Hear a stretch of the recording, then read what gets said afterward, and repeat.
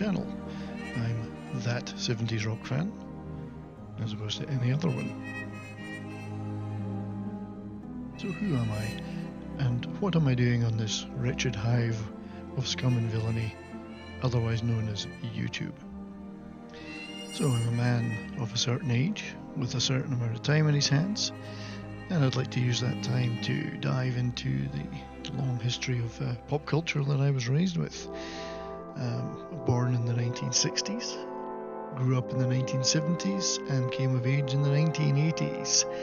And I was raised on classic science fiction books, movies and TV, and of course classic rock and pop music, and the rich and varied pop culture environment of the 60s, 70s and 80s. I'll be going back to a time before the internet. In fact, even the time before we had VHS sometimes, where you had 2 or 3 television channels, and as a young lad, when your key to opening up the wider world was a library card and some hard-earned pocket money.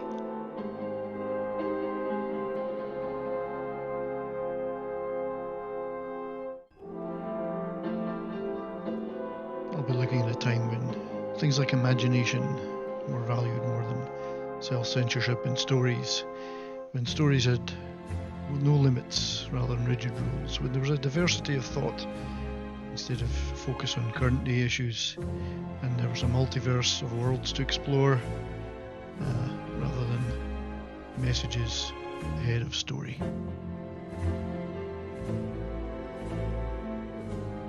There'll be a series of retrospective reviews and hopefully some live discussions with friends. One of the priorities will be talking about classic science fiction. I was raised reading the classic science fiction books, and starting with things like E.E. Doc Smith, Robert Heinlein, Robert Silverberg, Isaac Asimov, Harry Harrison, Arthur C. Clarke, and then slightly later stuff like Joe Haldeman, Greg Bear, and many others. These are the books that I passionately read as a child and as a young man, and I'm keen to explore some of those worlds in more detail. Also, as befitting a man with a 70s rock fan in his name, I'll be talking about classic rock and pop music from the 60s, 70s and 80s, but also other eras, and exploring hopefully some of the lesser known or slightly more forgotten about artists and genres. And indeed, I'll also be diving into my extensive VHS and digital collections to look for the odd clip here and there that isn't already available on YouTube, which hopefully people will find interesting.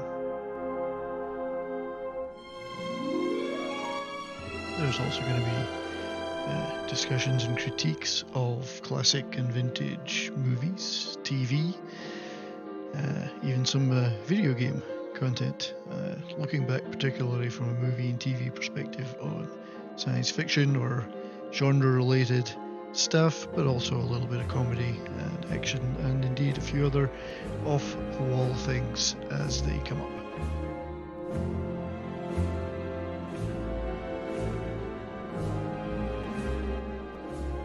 So there's a lot of entertainment around today, and we live in an era where there's millions of avenues for music and movies and books and TV and all the different outlets.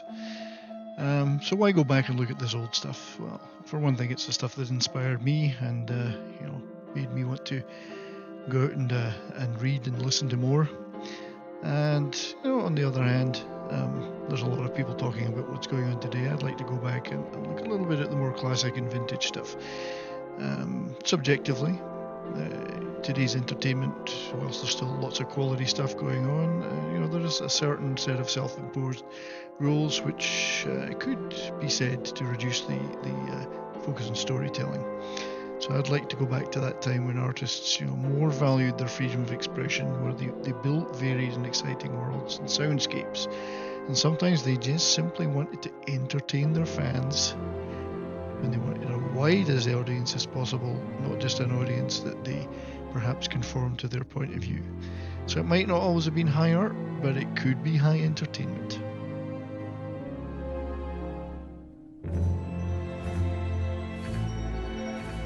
So first up into this delve into the dusty old world of science fiction books, I'm going to be looking at two of my favourites. One will be Robert Heinlein's Starship Troopers, and the second will be its slightly later counterpoint and counterpart in many ways, Joe Haldeman's The Forever War. So there will be a couple of videos coming up about those.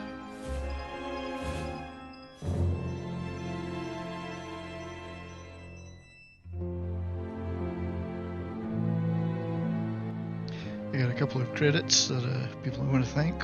One is for the astronaut avatar, which is from the Alpha Coders website, also obtained through the Avatar Abyss website.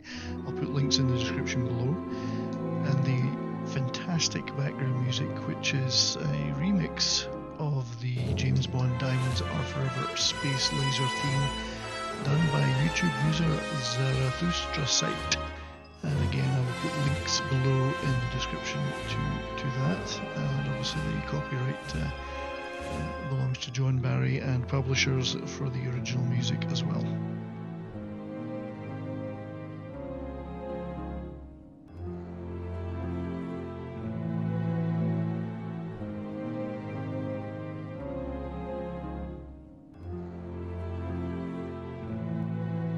So thanks for listening. If you want to come with me on this journey, then please subscribe and ring the bell for notifications.